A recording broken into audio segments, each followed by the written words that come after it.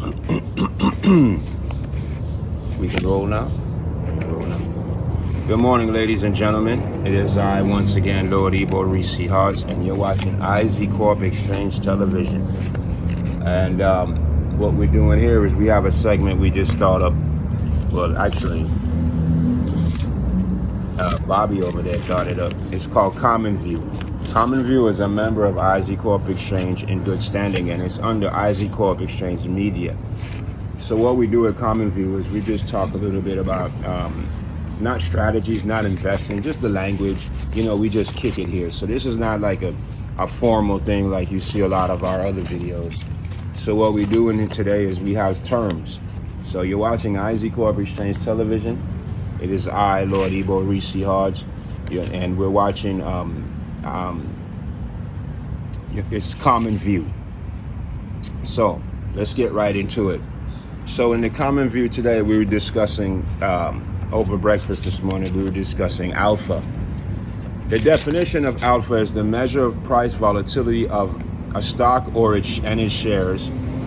An alpha methodology that tries to separate the price movement of a particular stock from those of the stock market and focuses on the fundamentals such as growth rate of stocks earnings per share, EPS. A high alpha score means the stock is expected to remain stable no matter how the stock market behaves. It is measured by an algorithm, which is a formula, and the methodology is a set of practices. Alpha. So just pick out a stock in your head that you think is going to be stable over the next 10 years, and you should be able to figure out through the algorithms of its formula what the alpha is. And alpha is important in investing because, just like this term says, a high alpha score means the stock is expected to remain stable no matter how the stock market behaves. You see of us, we do a lot of trades like that when we are trading, because you see sometimes the stock market will be going down and we have stocks that are going up, and they'll fight through it. And it just depends on what you're dealing with. You know what I'm saying? I don't want to call out any companies, but it measures the price volatility of a stock and its shares. It separates the price movement of a particular stock, or we say issue, from those of the stock market and focuses on the fundamentals such as growth rate of issues earnings per share. The next thing we're looking at is practice. Methods, procedures, and rules in a particular field or profession. So you say you have a practice, doctor, lawyers. Usually those are the common ones you see. We're economists. We're the geek economists. So our practice is economics. Let's move right along here. Methods. When I talk about methods, first thing comes to my mind is Moxie Research and Engage Research, two research firms, one that we actually own outright, which helps us gather information as needed. It's not one of those things where data is just pouring in. If we're looking for something, we go out and find it. We don't have a live stream or news wires or market beats or something, not to call anybody out again, but we don't just give information. You know what I'm saying? If we need to learn something or we want to know something about an issue or a person or entity or an economy, we go to these services, Engage Research and Moxie Research, which are members of the CORP Exchange in good standing, and we handle our business.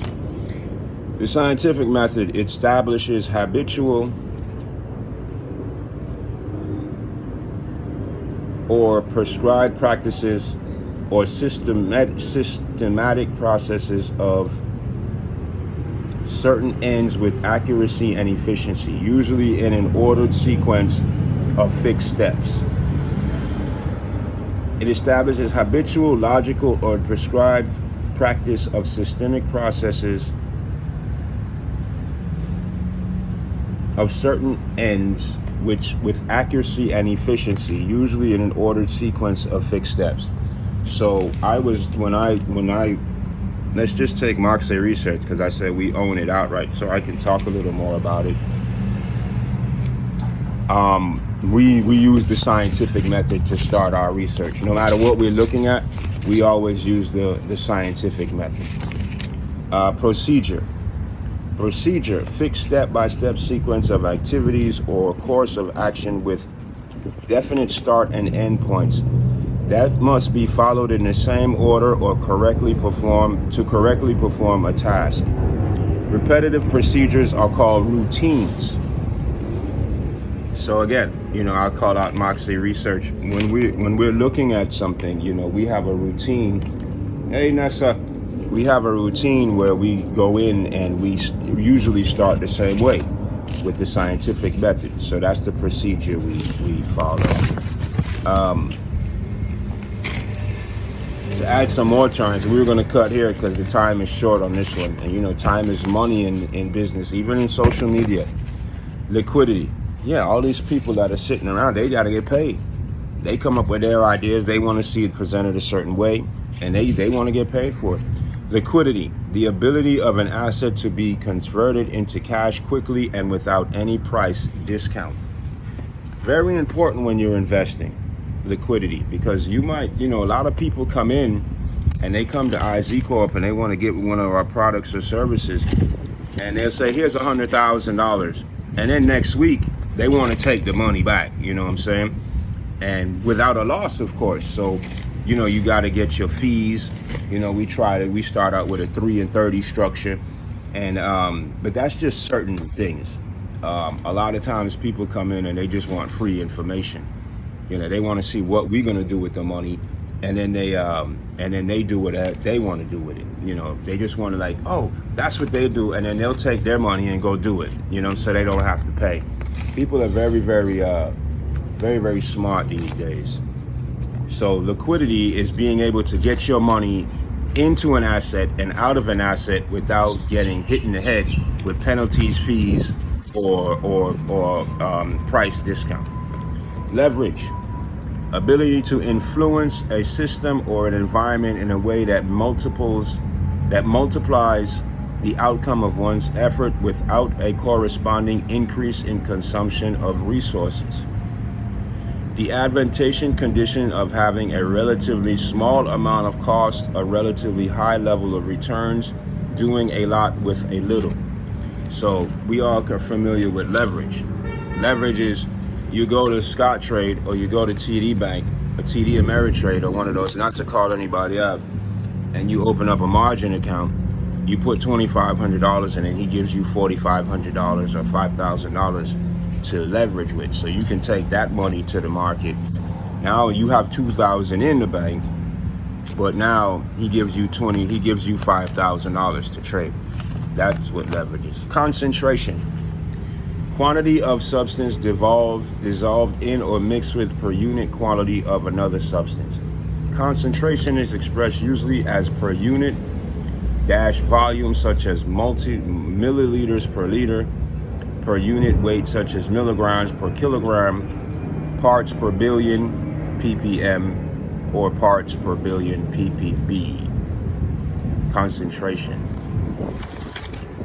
In an issue, and you're looking at entities, you're looking at the concentration of what's in the company. So, okay, so if you say, well, this a tech company, well, what are they specializing in? What are they using?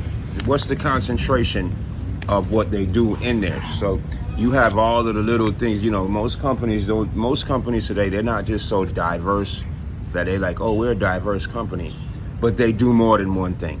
You're not going to see a company come in and say, hey, we fix telephone, we repair the plastic around the telephone lines. They usually do something else too. So that would be the concentration of what they're doing per unit in another substance is what they do. And finally, with today, we're looking at concentrated ratio. The percentage market share attributed to a given number of the largest firms in an industry. Concentration ratio, percentage market share attributable to a given number of the largest firms in the industry. What is that? Let's figure it out. You've been watching CORP Exchange television. My name is Lord IBO Risi Hards. Again, you're watching CORP Exchange television. And this is Common View. You'll see a lot of Common View coming in later. Hey, thanks again, Bobby. You're the best. You're the best. You're the best. It's so good to have you, man. Thank you and have a great day. Goodbye.